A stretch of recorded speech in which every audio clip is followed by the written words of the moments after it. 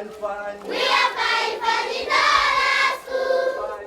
We are fine, fine in our Malawi is 20% urban and 80% rural. Most of these people that are in the rural areas are in abject poverty. So disabled people that are from these rural people, they struggle a lot. They are very poor families. They can't even able to get a living or to find food for them and for their children. Most of the parents do not accept that they have a disabled children and they have to take care of the disabled children. Many parents, they don't disclose their disabled children to even to hospital, even to other people. They feel shame of themselves with the children. Most of the moms, the husbands run away when they get a disabled child. And for a woman to take care of the child, she has so many problems. Some of the parents are ashamed because they have got a disabled child. So they lock the child in the house because they are ashamed. They actually forget about the disabled ones, that they also need their support. They find it as a burden to them. It's like they ask themselves questions, why is it that God blessed me with such kind of a child? They have a negative attitude, so they just ignore them and concentrate on other children. Some are locked up the whole day. Some are denied food. Some are not treated as human beings. They have problems of malnutrition.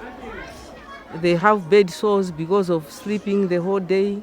They are failure to thrive. They need psychosocial support always. They always need someone to be beside them. Isabel is 6 years old. She was born disabled. She cannot walk and she is dumb. She has suffered from malnutrition 7 times. And apart from treatment for this, the family has no support. Isabel is looked after by her grandparents because her mom has malaria.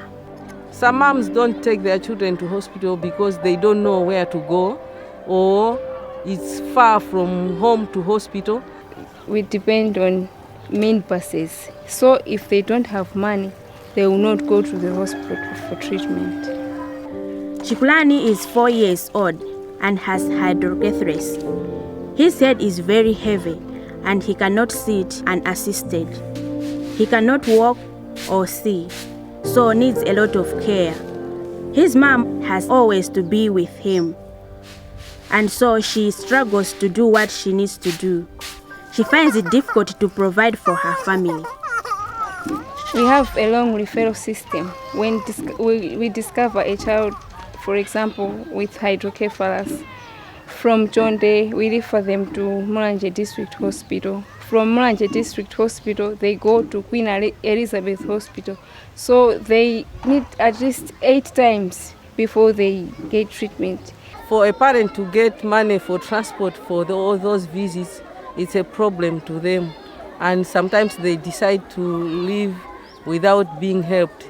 The parents need money, of course, to be able to reach the district hospitals. For a parent to reach as far as Blantyre to get help, maybe for example Bed Cure, which is a hospital that deals with bones, to children that have got difficulties in mobilities, it becomes a challenge. Wilson is 6 years old and was born with 2 deformed feet. When he was a baby, he had an operation on 1 foot, but there were many visits to hospital. The operation is free, but the transport cost too much money. Now, his dad believes that the bones are too mature to be operated on. Wilson walks to school, but struggles because he has sores on his foot. Those people that have got mobility problems, they might want wheelchairs, they might want assistive devices like a pair of crutches. Some need walking sticks, others sandals because their feet are deformed. Sometimes after assessment, they need operation and then thereafter they can walk. The mom can carry them when they are young, but when they grow, it's a challenge for the mom to carry the children for school. Some women who are eager enough, they take their children But the problem is that the mother stays at the school from the time the child goes for classes and waits until he goes out of class back home. The rest of the family lacks the mother care. Milda is 10 years old with hydrocephalus. She goes to school because her mom carries her to and from school every day, but she is getting older and heavy. To earn money, Milda's mom works on other people's farm, but the work is very far away. For hydrocephalus, they need urgent removal of cerebrospinal fluid. Most of the children who have gone earlier and follows the hospital instructions are healed, and the mothers have no problems. It is also important to give education to people to seek medication whenever they feel sick, because diseases like malaria or measles can also cause disabilities. Yvonne had meningitis when she was 4 months old. This left her not able to walk. She is 14 years old, but does not go to school because it's very far away. She is too heavy for her mom to carry her. Yvonne's dad died when she was 6 years old, so her mom is alone taking care for her. A majority of parents here, they are not educated. Okay, they didn't go far with their education. So they don't know what happens when they have got a disabled child. They are isolating the child. You find a majority of them complaining that I'm being isolated, I'm being discriminated. So the discrimination itself starts within the family. So if the family discriminating the child, even the society can. Masauko is 15 years old. He is dumb because he had an illness when he was 2 years old. He has a close relationship with his grandmother, but he gets frustrated and aggressive because he cannot communicate.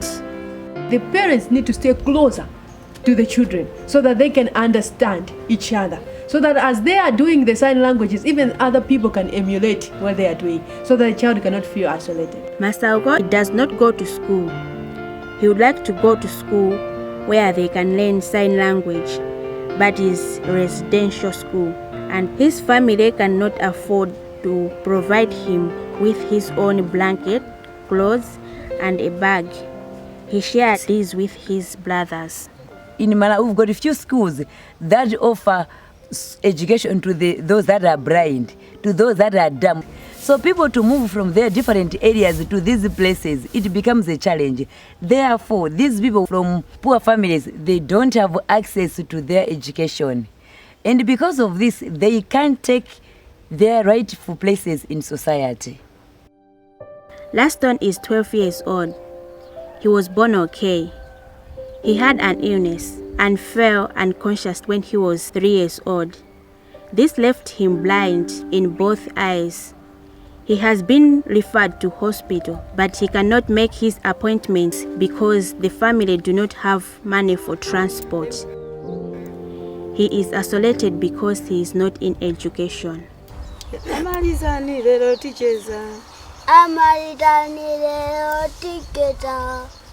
If we give opportunities to someone who is blind, this person can get education like a normal person.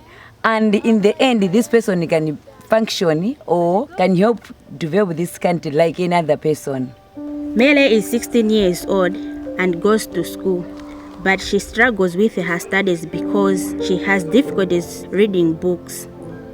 She needs glasses to read, but her family cannot afford to buy them. She has repeated her school year 3 times. Now her family will stop paying school fees for her because she always fails. Most of the children who don't see properly don't progress in school, and they even drop out because their friends laugh at them. They don't gain what they are after, and they are mostly repeaters. They repeat the class for 4 times without getting anything. We are trying to help disabled children in all levels, because we are looking at the psychological part of it, we are looking at the economical part of it, we are also looking at the educational part of it, and even the social part of it.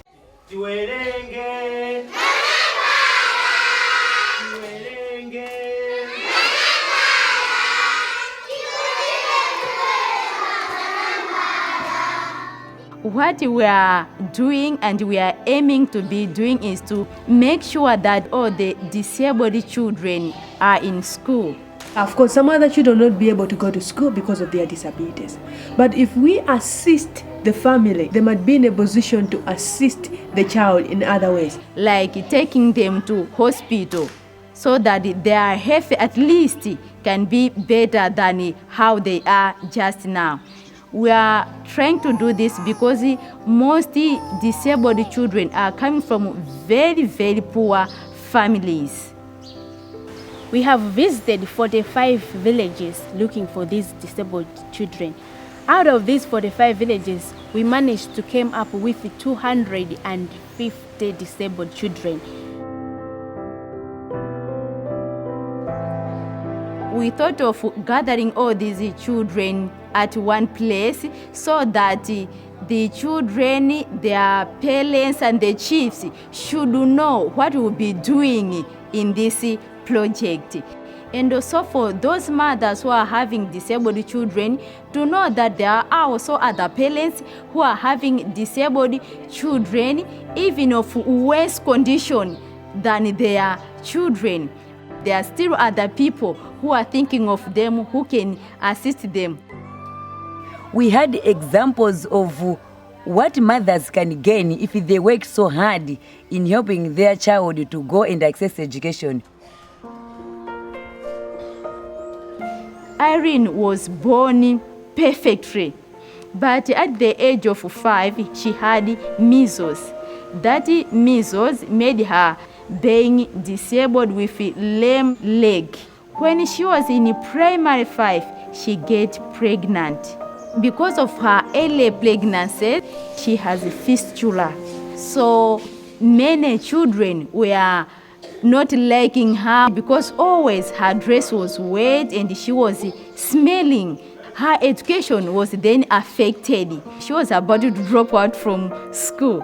So after we discovered her, we took her to hospital where they treated her. Now she is comfortable in school because she can be in school clean the whole day without getting her dress wet. Rebecca, who has been assisted with a wheelchair, was born normally. After some illness when she was 3 years old, she got malaria and got paralyzed. The mother was carrying her to school and she was not herself because she was on her mother's back. But now as she is on a wheelchair, she is liking school and in class she's doing better. 14.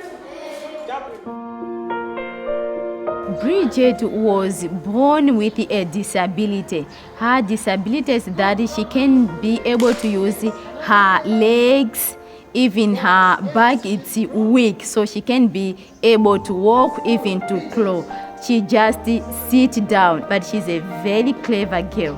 Her mom used to take her on her back every day to school and from school. Then we thought of an alternative way. We bought her a bicycle, a strong bicycle with a basket in front. As of now, Bridget's mom is taking Bridget to school using that bicycle. This bicycle not only assists Bridget, but also the mother and the family, because when Bridget is out of school, they can use the same bicycle to learn a small business.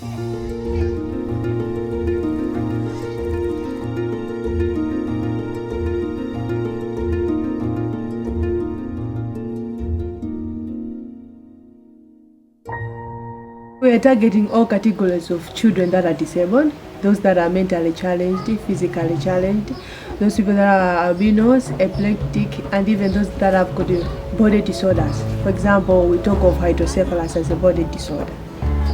We are also planning to be supporting these parents in their homes, maybe with some business, or to train them with the ways how they can be getting money to support their family as well as the children. After they have done businesses, they'll be in a position to assist the child to go to school. So we need the child to attain higher level of education, not only primary and secondary school. And they have to have an opportunity to get to college. They have to get an opportunity to go to the universities.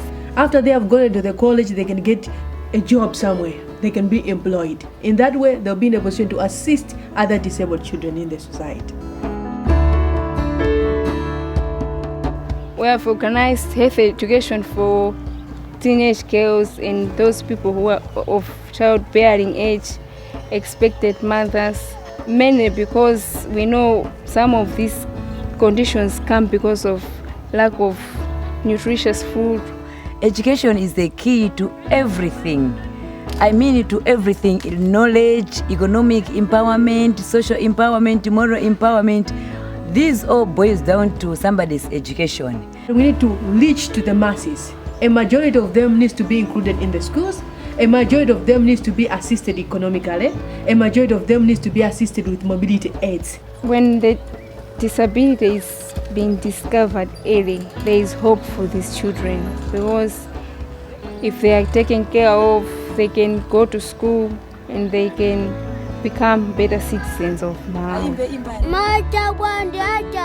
If we leave people with a disability behind without giving them education, it means we are pushing development behind. I hope that as we are going with this organization, I hope that we are trying as much as possible to alleviate most of the problems that disabled children have in the society. We are having some of these disabled that have been sponsored already, and we hope that we'll have more sponsors that can come in and to support the project, and these disabled can have a change in their lives. If we take care of disabled children, there is hope for them. We cannot support them on our own. We need sponsorship. We need support from well-wishers so that we can continue assisting these people.